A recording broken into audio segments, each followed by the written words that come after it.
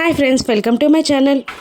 Lucky అబద్ధం చెప్పి తన ఫ్రెండ్ ఇల్లని చెప్పి అర్జున్ వాళ్ళ ఇంటికి తీసుకురావడంతో ఇక కోపంగా ఉంటాడు మిత్ర. ఇక అర్జున్ మిత్రాని, వివేక్ని, లక్కీని, జున్నుని చూస్తూ ఇలా అంటూ ఉంటాడు, ఎలాగూ వచ్చారు కదా, మా ఆతిథ్యం స్వీకరించి వెళ్ళండి అని మిత్రతో అంటూ ఉంటాడు అర్జున్. ఇక లక్కీ ఇలా అంటూ ఉంటుంది మిత్రాని, నాన్న చిన్న అబద్ధమే కదా, ప్లీజ్ డాడీ ఈసారికి క్షమించి పార్టీలో కాసేపు ఉండి వెళ్దాం నానా అని అంటూ ఉంటుంది లక్కీ.